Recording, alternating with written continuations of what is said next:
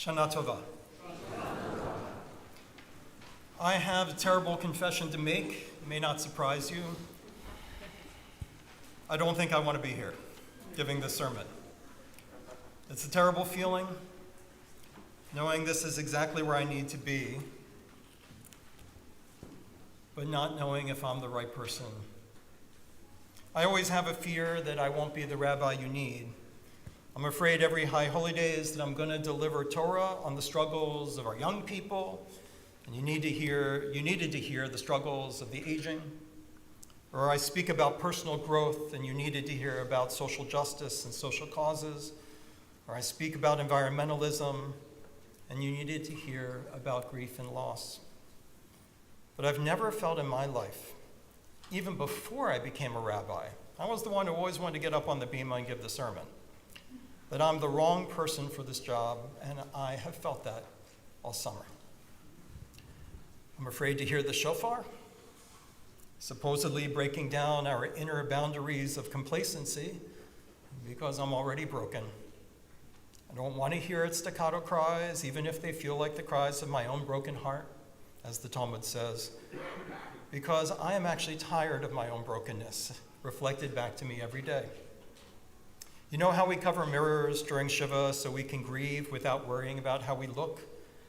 I get it this year in a way that I've never understood.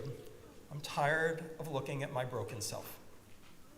I don't want to have to look at it. I don't want to read a novel or a poem with a character that reflects it, and I don't want to be reminded of it. Because the events and aftermath of October 7th have broken me, and somehow there's something every day that finds a way to shatter the pieces and grind them down. I am so angry every single day. How can a human vessel, vasad vadam, of flesh and blood, which we're going to get to shortly in Unatan Tokef, how can it contain this much anger? I feel so betrayed.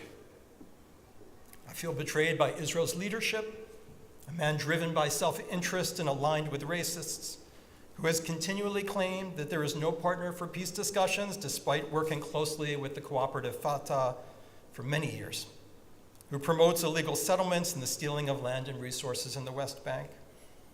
And I feel angry that, like a broken clock that is still right twice a day, that man's not wrong about everything. Hunting down terrorists is not racism. I feel betrayed by the world and by the press, who take advantage of our pain by advancing their own agendas at the expense of the truth and of historical context. I feel betrayed by my alma maters, that after October 7th, it didn't take students and staff long to blame the atrocities on Israel. I'm angry at myself for not being more aware of the direction my alma maters have gone in just 20 years, glorifying terrorist authorities on human liberation, teaching our Jewish children that the only Jewish state in the world somehow bears the sins of colonial Europe and colonial America completely out of context, and that the word Jew means racist oppressor. I feel betrayed by my progressive allies, or former allies.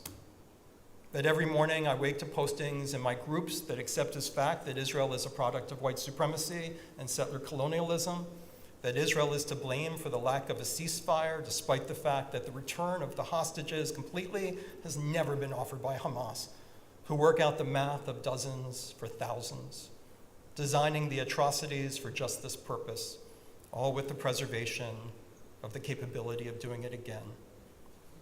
I feel betrayed by the deafening silence of colleagues to our pain. And I have that anger, and all I want is some community. Someone to talk to who I feel can empathize with my pain, who say they understand and that I'm not alone. And like so many of you, I feel unsafe in the Jewish community to share my true feelings. Often, I know you're afraid to share your feelings with me. And I'm not blind. I've seen it all year long. During Shabbat services, I'd ask us to pray for the safety of Israel's military forces, who are a standing army of our brothers and sisters. And I'd see the flinching, the agony that I was mentioning who are to you the brutal arm of mass murder of a racist government.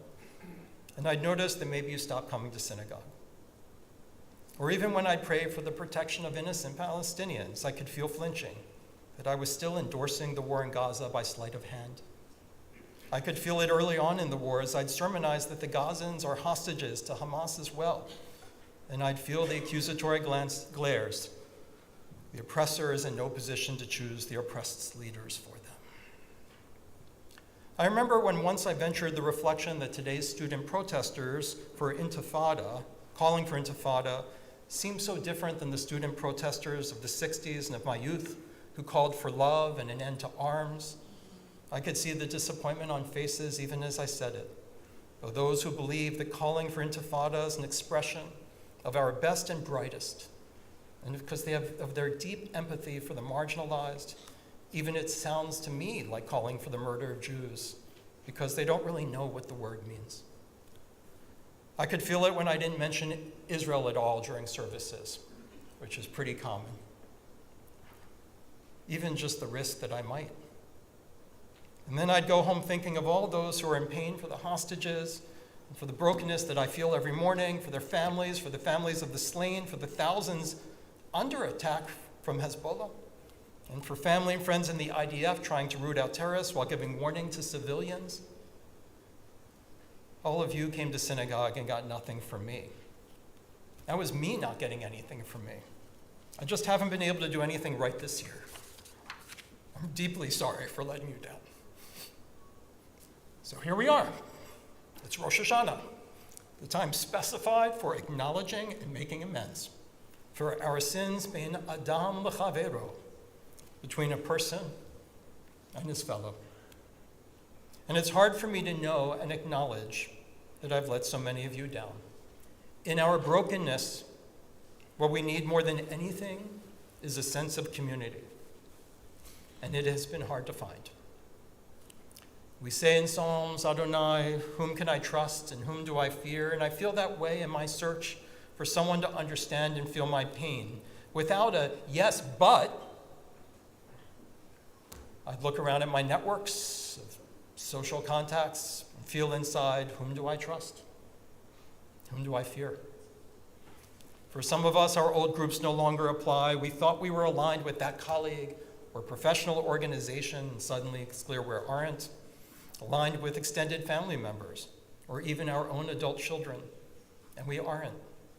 Aligned with those we've been allies to, who don't feel very much like allies anymore. You've heard, as I read, some of the cries that we as community are sharing for community and feeling the distress and isolation of not having it. I notice in today's Torah reading that the one thing that is absent is empathy. Hagar lords her mother of the tribal heir status over the childless Sarah.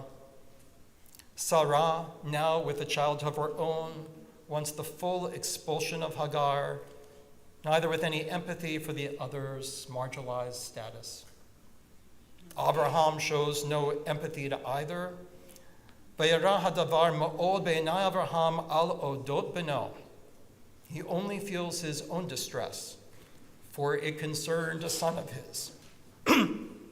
Son of his, as if the feelings of Hagar and Ishmael, who do not merit naming from him, are irrelevant, as he feels his own distress, because it's his son. Somehow, God shows empathy to everyone. God hears Sarah's desire for a child, and pakad et Sarah, takes note of her. God hears Sarah's distress over Hagar and tells Abraham to cede to her request. God empathizes with Abraham's distress over his son, saying, do not be distressed over the boy or your maidservant, and ordains that both, remember, Abraham hadn't mentioned that maidservant, and ordains that both Isaac and Ishmael will become great nations. And God hears the cry of the boy as Hagar gives up and speaks to Hagar, what troubles you? The question we should all lead with when practicing empathy. When, like God, we are trying to hear another. Hear what's troubling you. What is your distress? And God reassures her both of water and of their great future. He gives them hope. Apparently, Avraham does not learn any lesson about empathy, of feeling what another is going through, for when the Torah reading continues right where it leaves off tomorrow, he obeys the call to prepare Isaac as a sacrifice without considering Sarah's feelings, and Sarah's prompt death rabbinic tradition interprets as her heartbreak at the danger to her son, which manifests in wails that become magical shofar cries. Why is it so hard to find empathy? For one thing, I've heard over and over that mourning the deaths on one side automatically dehumanizes the other without also mourning them. That makes a lot of sense to me intellectually, but I'm afraid it doesn't make sense to my heart. Have you ever been to a combined Shiva where two families are in mourning at the same time and they combine for the minyan? I have, because I suggested it. And you know what? It was a terrible idea. The last thing you want to do at a Shiva when someone is hurting over their loss is to say, yeah, I have a loss too. Let me tell you my story. Intellectually, it sounds perfect. I know the college students love it. Both are experiencing grief so they can understand each other, but it doesn't work. It's too soon. You can't say, I'm broken by the captivity of my niece's best friend, or I'm scared for the life of our son who is entering Lebanon, and then get told, and how about all the people who are scared your son's going to kill them? Empathy does not mean sharing your story. That happens in time when, for example, mothers of fallen enemies come together to imagine a future where neither's loss takes place. But interrupting grief for the purpose of moral equivalencies is not. And we are barely at Shiva. We are still in crisis. It's too soon. It's permissible to feel the pain that is yours. For me, it's the deaths and captivity of Israelis and Israelis suffering from this attack and in defense of our homeland, and it breaks me. It leaves me often barely able to work. Some of you probably have seen that my podcasts have very much tailed off. I just can't do them. I can't get to them. It's hard enough for me to do my job as best I can, because all that echoes in my head are the words of Golda Meir in her autobiography that my mother taught me. When peace comes, we will perhaps in time be able to forgive the Arabs for killing our sons, but it will be harder for us to forgive them for having forced us to kill their sons. Peace will come when the Arabs will love their children more than they hate us. But I have not yet said that out loud in this year until this moment, because I've been afraid I'll offend too many of you. And that's my pain. I absolutely feel terrible for the lives of innocent Palestinians whose deaths have been designed by Hamas. But I wonder, can I be accepted by my own community for feeling the pain of my people first? And I can tell from the emails that you've shared with me, for some of you, the deaths of Palestinians are felt, it's okay to say this, more. It's an ideal utopian world where everything's even Steven. We're flesh and blood, we're human. For you, those deaths feel so preventable. And you need to hear this from the rest of us because your pain is a Jewish pain. But if you make my feeling their pain the condition of feeling your pain, I don't think we'll get there. One Jew to another, I'm asking you, is it okay if I start with your pain?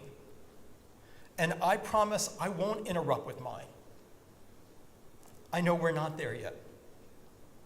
So I'll tell you something I learned about empathy. I don't need to share my story when you share yours. I can be at your Shiva. I hope in time you can be at mine. The second thing I've learned about empathy, pain is a teacher. Your own, another's. Can you accept another's empathy without their agreement? Can you let your pain be their teacher and your own without telling them what it has to mean? can you let the pain teach itself? Not you.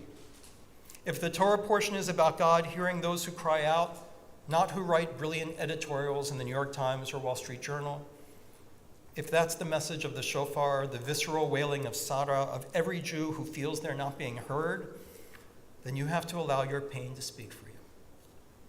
Third, empathy doesn't mean agreement. I don't need to agree with you, and you don't need to agree with me, say, on who's to blame for what's happening or what strategy is best. Can we let another hold our pain, even if they don't agree with our reasoning?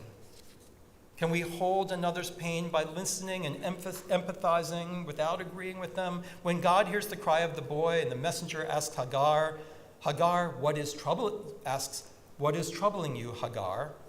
The Hebrew for what is troubling you, Hagar, is ma lach Hagar, which in one spelling means what is troubling you, Hagar, and sounding exactly the same but spelled differently means Hagar's angel.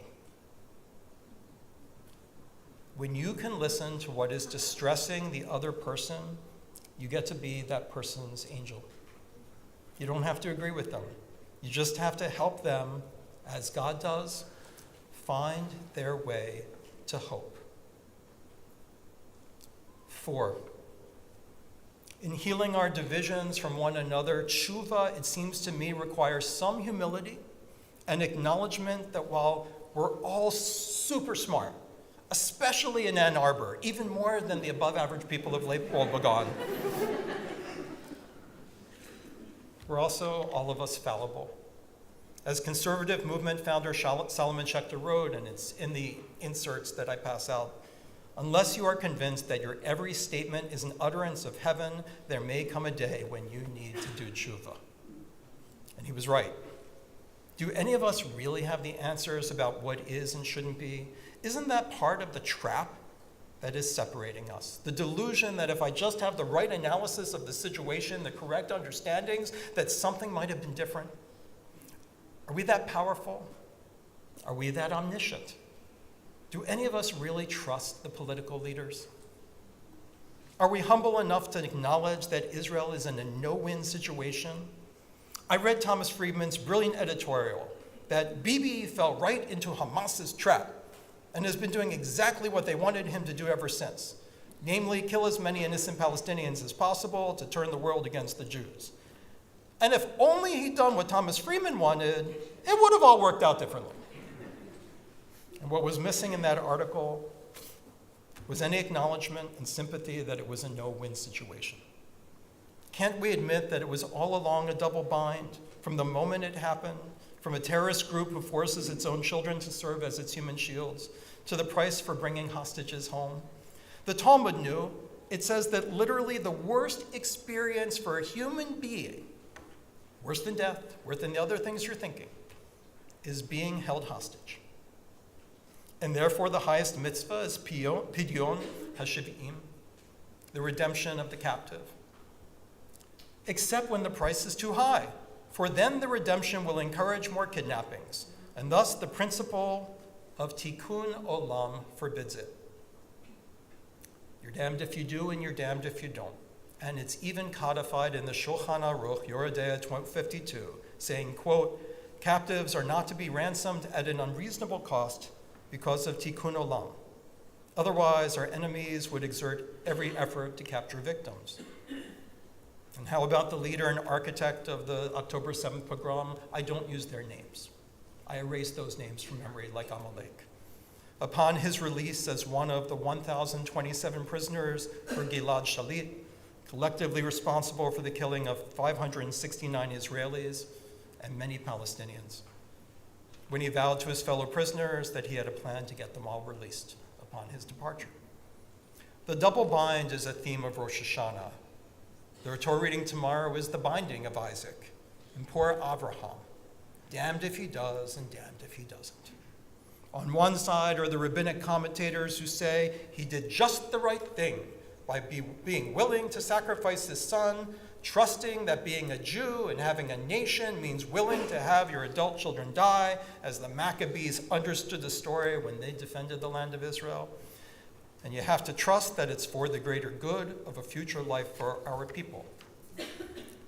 Even as you hope by the grace of God it won't be necessary. And on the other side, the commentators who absolutely condemn Avraham. He did just the wrong thing. That God wanted Avraham to refuse, just as God wanted him to defend Sodom and Gomorrah earlier, that the taking of innocent life is not God's will, and so that Avraham failed the test. It's a double bind, and we are in a double bind. None of us really know what the right path of Israel should be, although we can have our passionate thoughts, designs, and opinions. Being so connected to being right will separate you from community. We can argue, we can be passionate. Our stance can define our moral principles and commitments. But if our sense of our own fallibility separates us from the community, then I think we may be the wicked child of the Seder, who only cares about the experience he is having. And finally, it leads me to the following realization. I don't want empathy from just anyone. I can't find empathy from a blog post or a Substack or whatever might feed my phone or YouTube feeds, what they think I want to hear, because it only gives temporary relief. And in the end, I feel even more in need. Who is giving you empathy matters. I wonder if some of us have been looking for our new support system in all the wrong places, so to speak. We naturally seek those who seem to share the exact same outrage, and then we are surprised when they say something that totally undercuts the Jewish people, whether because it's too far left or too far right. And we are back to where we started, alone and without community, but still with all our anger. Deep down, I think on this Rosh Hashanah, we have to realize that we need to find our angels, our listeners, among our own community. Or we'll go looking and looking until we're left with no one at all, as Yehuda Amichai wrote in one poem. Like Hagar, convinced she is alone and with no water, the messenger from God shows her she isn't. But it's going to mean that we're going to have to grow some really thick skins.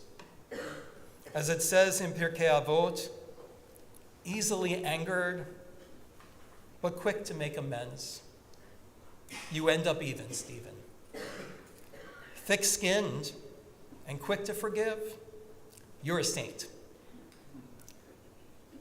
Quick to react and hard to appease, that's the Rasha, the evil child.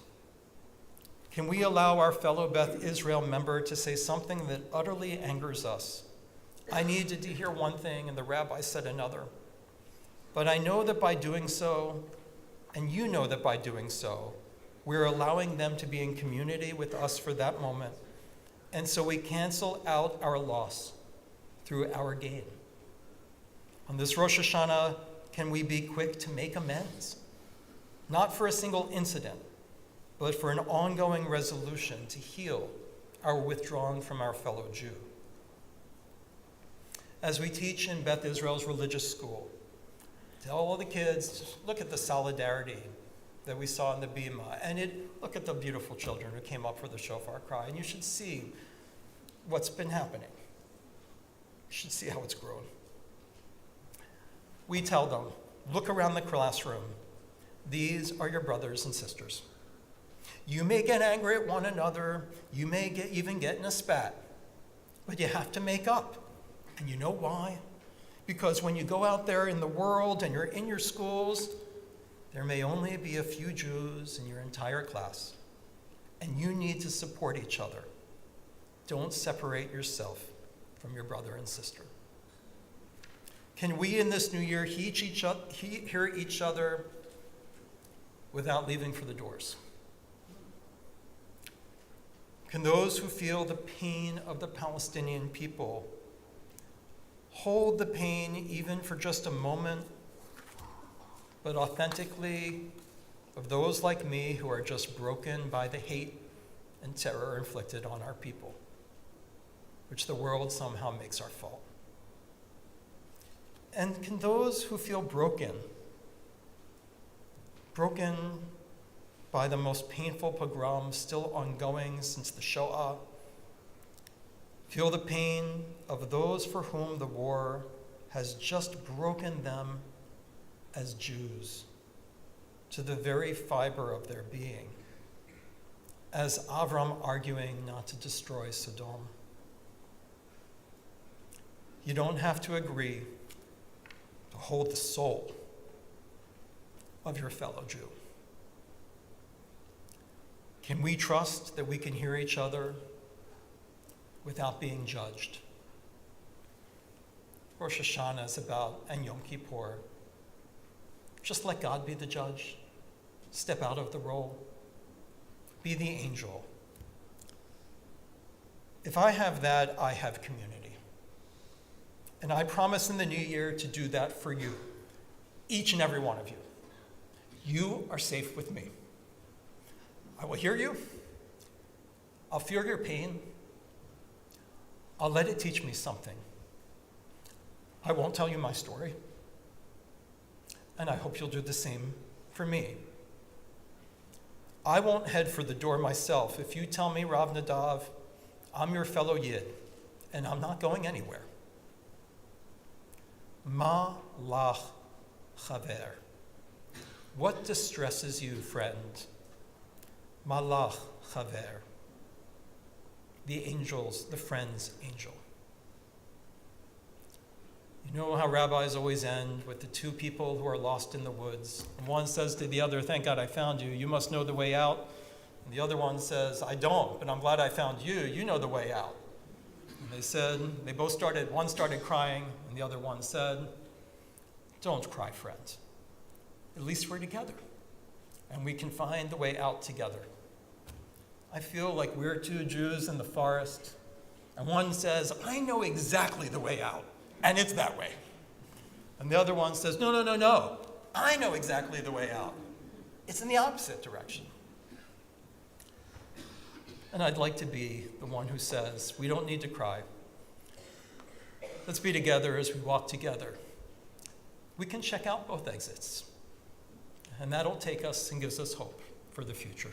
Shana Tova. Rabbi, you have not left